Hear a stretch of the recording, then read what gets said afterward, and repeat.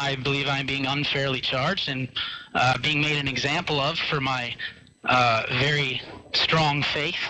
Seth Welch, 27, and Tatiana Fusari, 28, were a couple of farmers from Michigan. They were a conservative Christian family and had 3 children at the time of the incident. The youngest was Mary Welch, a baby girl of 10 months of age. In 2014, the Child Protective Services made a petition to revoke the 2 oldest children from the couple because THC was found in their eldest child's system at birth. THC stands for tetrahydrocannabinol, which is a molecule found in cannabis. The crime. On the 1st of August 2018, Tatiana left the house in the morning to work and only returned in the evening. Seth stayed at home looking after the children. Mary Welch was left sleeping in the crib, and Seth claimed she slept the entire day. Seth said they put the baby girl to bed at around 3:30 p.m. and only checked on her again at around 10 a.m. in the next morning. The baby girl was left unattended for 19 hours before Tatiana found her dead in the crib. After having discovered the death of the baby, the couple waited nearly an hour and a half to make the 911 call. According to his own words, Seth Welch had called first his lawyer asking for legal advice before calling for help. When talking to the dispatcher, he described her daughter as dead as a doornail. It's disturbing to hear how calm and deprived of any emotion Seth's voice sounds while making the phone call. How long ago did you find this child? It's about an hour and a half. I was waiting. I called my lawyer first thing to ask, what's the next thing I should do. And they said, wait till they're here to call, the police and get that going. Basically, it got to the point where I was waiting so long, I just kind of went ahead and did it anyway. And we were almost here, so I was waiting on legal counsel. So you found the child an hour and a half ago? Yeah. And called your lawyer first, correct? Yeah. Okay. Is there any other children in the home right now? Yeah. Because I didn't know if I was supposed to call the police or not. I had no idea what to do. Okay. We will send someone out. We're going to investigate. When was the last time you had contact with a child? Last night, yesterday afternoon, about 3 p.m. She goes to bed, and that was that. Okay, so you put her to bed yesterday at 3 p.m.? Yeah, and then this morning at 10 something, we finally went in to check on her. Like, okay, it's been way too long, so She sleeps this long all the time normally, so. So you're saying it is normal for your children to sleep from around 3 p.m. till 10 a.m.? Usually about 9:30, yeah. So. They sleep from 3 p.m. to... I'm just typing in a couple things here. Sure. What time do they usually have dinner? Oh, well, this is my infant. They're not all... They don't all kind of run on the schedule, but she basically eats and, she's up for a half hour after that, and then she goes down for bed. Okay. And how old are the other children? 4 and 2. And there's 2 other children? Yep. And they're at home right now, right? Yep. And you said when you found her, she was already believed to be deceased, right? Yes. And that's when you consulted with a lawyer? Yep. Do you believe she was beyond help already? Oh, yeah. She was dead as a doornail. How are you holding up? It's another day, right? It is what it is. Later on that same day, Seth announced the death of his baby girl on Facebook. It reads as follows. Heart is about shattered right now.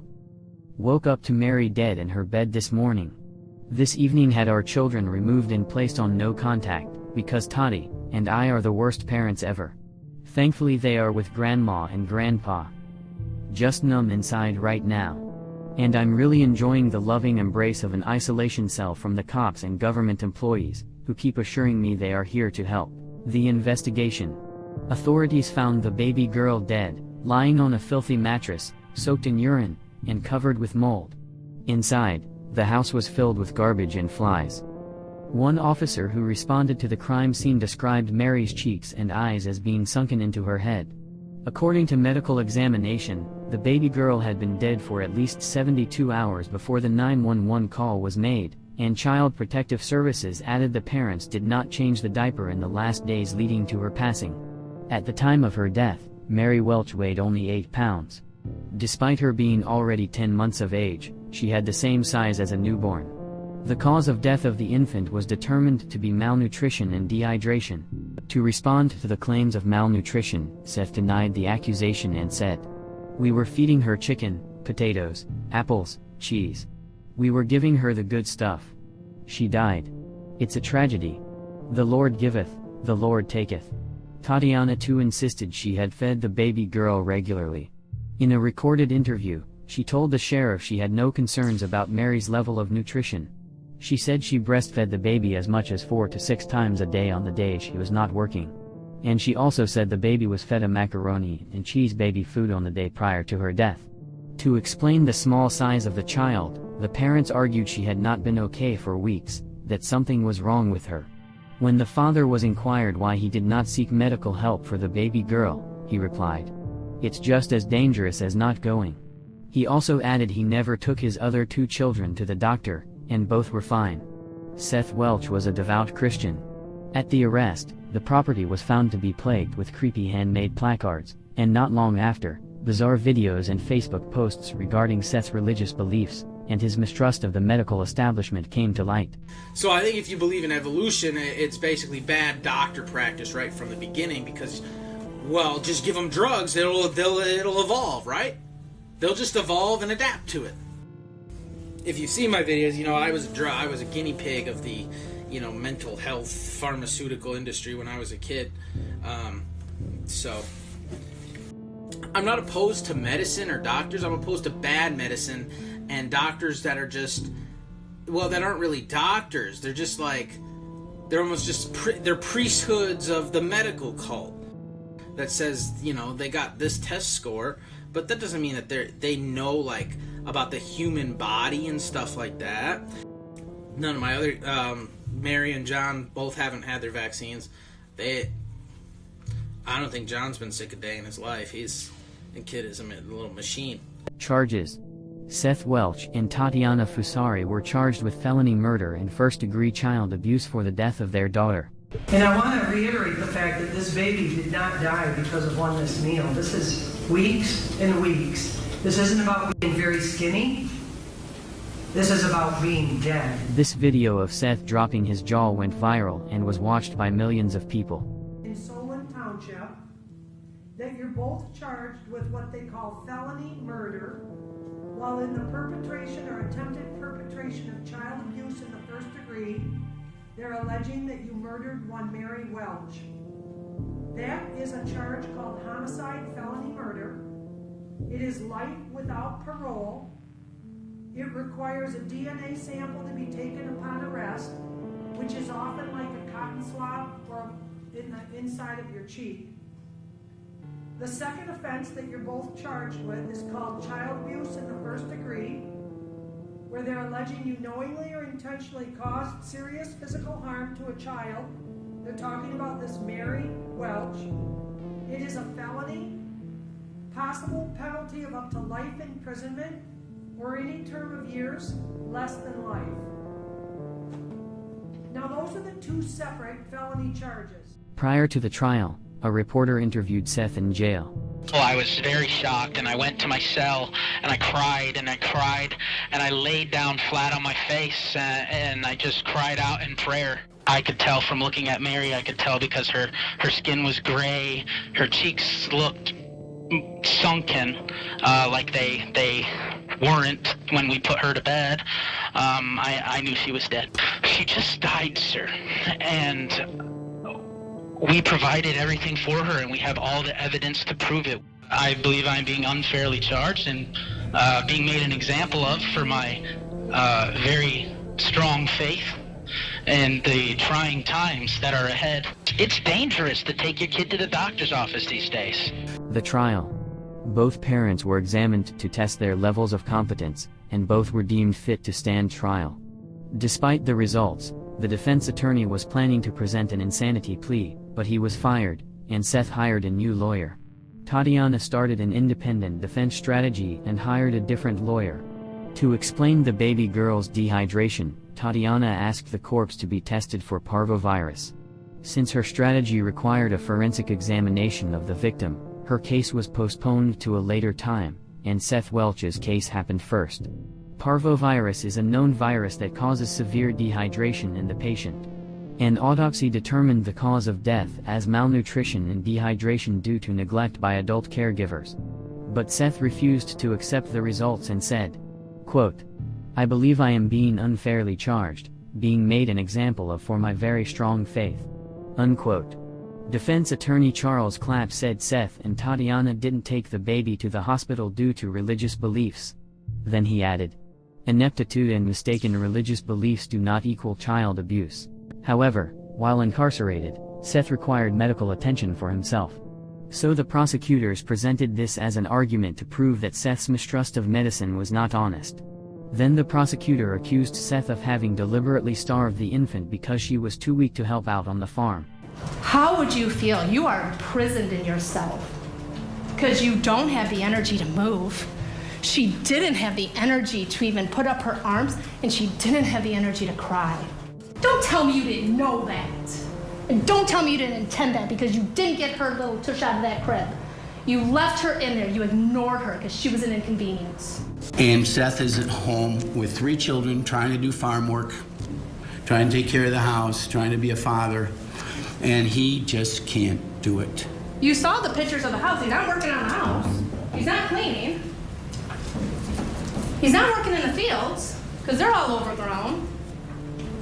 What is he doing that he is so overwhelmed?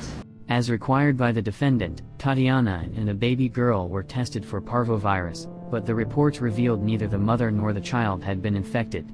Then, advised by her lawyer, Tatiana made a plea deal to avoid life in prison. She declared no contest and agreed to serve a minimum of 25 years without the possibility of parole. But later she retracted the plea deal and asked to be judged on a trial. During the trial, the new defense strategy was based on shifting all the blame to her husband. Tatiana claimed Seth didn't allow her to go to the baby's room, that he would beat her if she would go there.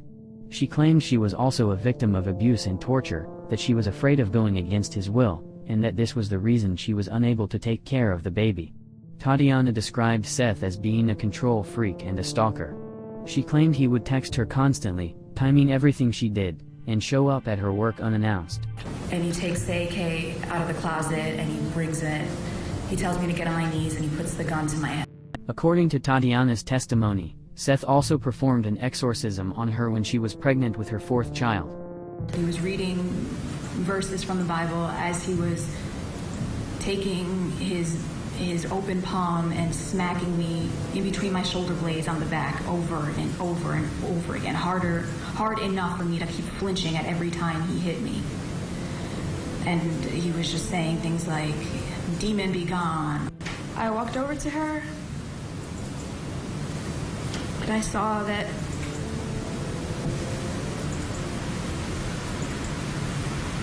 her eyes were open, but she wasn't responding to me.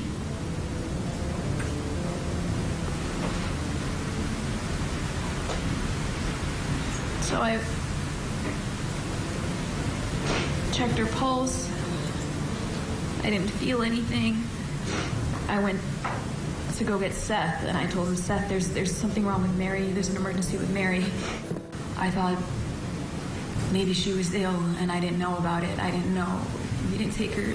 I wasn't allowed to take her to a doctor. If she had some sort of virus or some sort of...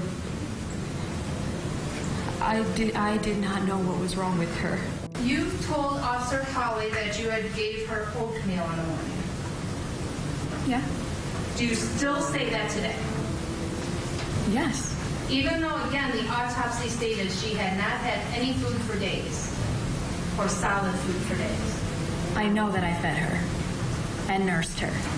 Let's talk about the nursing. Did you love Mary? Yes. Yes, I did. Did you starve her to death? Did you kill her? No. No. Why did you do CPR on Mary? Because she wasn't responding to me calling her. Did you do anything else in addition to the CPR?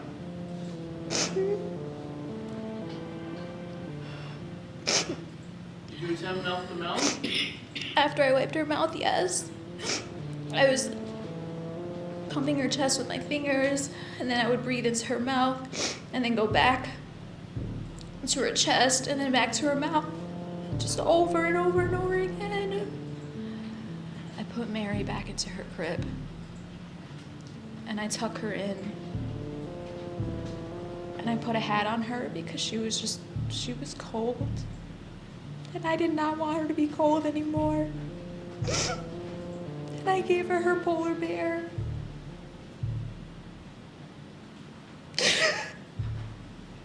At this point in time, why do you think Mary had passed? Why do you think she died? At that time, I didn't know. I thought maybe she was ill and I didn't know about it. I didn't know. We didn't take her, I wasn't allowed to take her to a doctor. If she had some sort of virus or some sort of, I did not know what was wrong with her. My fear has not helped to anything.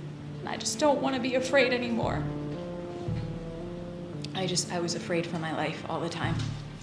In response to Tatiana's allegations of domestic violence, the prosecutors presented in court her initial interview with the county sheriff made prior to her arrest.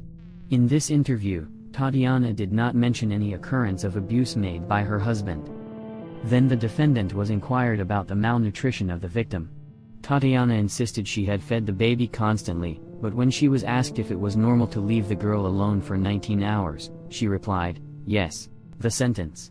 In both trials, the most damaging pieces of evidences brought against the defendants were the 911 call tape, and the photos of the baby girl dead. Expressed or shown any emotions regarding Mary's care or ultimate demise. Her head was turned aside. There's drool come out the mouth. She had a long sleeve, like a onesie on. There's a blanket that was covering her little portion. The final witness you'll hear from is the medical examiner. And he's going to tell you that her cause of death was malnutrition with dehydration because of the neglect of her adult caregivers. Her manner of death was homicide. She was prevented from caring for her child the way that she wanted to. Threatened to kill her, and he would beat her up. There is testimony that both parents believed that their child was fine. The child was eating, but not sickly. They were breastfeeding the child. These two young people are not nutritionists. They're not dietitians. And I want to reiterate the fact that this baby did not die because of one missed meal. This is weeks and weeks. This isn't about being very skinny. This is about being dead. On the count of felony murder, count 1, guilty of felony murder as charged. On count 2, guilty of first-degree child abuse as charged, and consistent with the instructions that the jury was given, there are no other boxes that are marked. Ladies and gentlemen of the jury, I'm going to ask if all of you collectively would please listen carefully to me. I'm going to ask you to respond out loud collectively to my next question. Was this and is this your verdict? Yes. All right. Seth Welch was found guilty of child abuse and homicide felony murder. He was sentenced to life in prison without the possibility of parole. Tatiana Fusari was also sentenced to life in prison without the possibility of parole. Judge Paul de Nenfeld said before sentencing Tatiana to life in prison, quote, "This is a tragic case from where I'm sitting. I'm not sure that I'll ever understand what these parents were doing or thinking to, I guess I would have to say, literally they watched their child starve to death." Unquote. The other two children of the couple, including the fourth child that was born while Tatiana was already incarcerated, were removed from their parents and given to adoption. The judge ruled the children were not allowed to be in contact with their parents.